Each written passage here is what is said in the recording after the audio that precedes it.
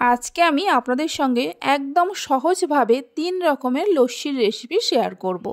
এই প্রচণ্ড গরমে যে কোনো ঠান্ডা জাতীয় খাবার খেতে আমাদের সকলেরই ভীষণই ভালো লাগছে।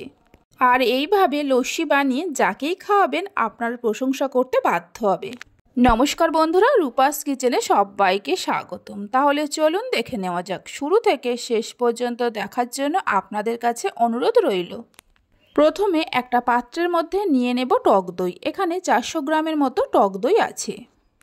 টক দইটা ঢেলে নেওয়ার পর দিয়ে দেব 1 বাটির থেকে একটু কম চিনি। ওজন হিসাবে 130 গ্রামের মতো চিনি আছে, তবে চিনিটা চাইলে আপনারা কম বেশি করে নিতে পারেন। হাফ চামচের মতো নুন দিয়ে দেব আর হাফ চামচের মতো বিট লবণ দিয়ে দেব। দইয়ের সঙ্গে সব কিছুকে মিশিয়ে নিয়ে এইভাবে ফেটাতে থাকবো কিছুক্ষণ সময় ধরে।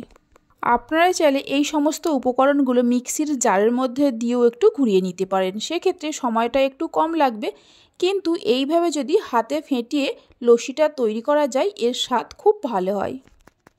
আমি প্রায় 8 থেকে 10 মিনিট সময় ধরে এইভাবে ফেটিয়ে নিয়েছিলাম। দেখুন চিনিগুলো খুব ভালোভাবে গলে গেছে আর দইয়ের মিশ্রণটা দেখুন কত সুন্দর হয়েছে। এই সময় কয়েক টুকরো বরফ দিয়ে দেব। বরফটা দেওয়ার পর আবারও কিছুক্ষণ সময় ধরে ফেটাতে থাকবো যতক্ষণ না বরফগুলো গলে যায়। আরও 4-5 মিনিট সময় ধরে ফেটিয়ে নিয়েছিলাম। দেখুন বরফগুলো গলে গেছে। বরফগুলো গলে যাওয়ার পর হাফ গ্লাসের মতো ফ্রিজের ঠান্ডা জল দিয়ে দেব। জলটা দেওয়ার পর খুব ভালো করে মিশিয়ে নিতে হবে। দেখুন দইয়ের মিশ্রণটা আমাদের রেডি হয়ে গেছে। ঠিক এই রকমভাবেই তৈরি করে নিতে হবে। এবার একটা গ্লাসের মধ্যে চকলেট নিয়ে কিছুটা চকলেট এইভাবে গ্রেট করে নেব। কিছুটা চকলেট গ্রেট করে নেওয়ার পর দইয়ের মিশ্রণটা গ্লাস ভর্তি করে ঢেলে দিতে হবে।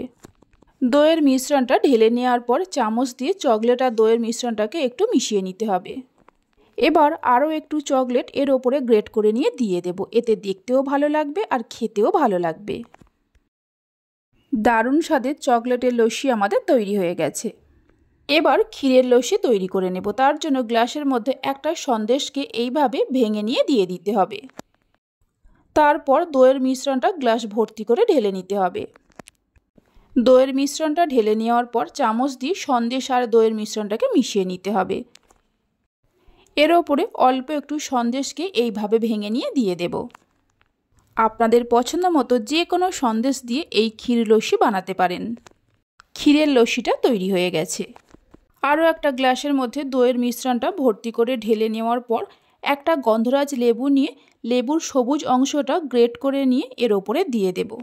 লেবু গ্রেট করার সময় খেয়াল রাখতে হবে ভেতরের যে সাদা অংশটা আছে কোনোভাবে গ্রেট না হয়ে যায়, তাহলে লস্যিটা তেতো হয়ে যাবে।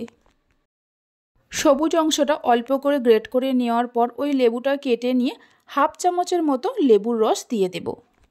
এইভাবে একদিন লস্যিগুলো বানিয়ে দেখতে পারেন। খেতে এতটাই ভালো হয় যে একবার না বানিয়ে খেলে বুঝতে পারবেন না। বাড়িতে বানালে খেয়ে কেমন লাগলো অবশ্যই আমাকে কমেন্ট করে জানাবেন। একটা গন্ধরাজ লেবুর পাতা নিয়ে এইভাবে ছোট ছোট করে কেটে অল্প করে দিয়ে দেব। এতে দেখতেও ভালো লাগে আর খেতেও খুবই ভালো হয়, তবে পাতা যদি না থাকে তাহলে নাও দিতে পারেন। দেখুন 3 রকমের লস্যি আমাদের তৈরি হয়ে গেছে। আশা করি দেখে নিশ্চয়ই বুঝতেই পারছেন কতটা সুন্দর হয়েছে। রেসিপি ভালো লেগে থাকলে অবশ্যই একটা লাইক করবেন, বন্ধুদের সঙ্গে শেয়ার করবেন। ভালো লাগলে চ্যানেলটি সাবস্ক্রাইব করে পাশে থাকা বেল আইকনটি প্রেস করবেন নতুন রেসিপির আপডেট পাওয়ার জন্য। তাহলে চলুন ভিডিওটা আমি এখানেই শেষ করছি। আপনারা সবাই ভালো থাকবেন, সুস্থ থাকবেন। ধন্যবাদ।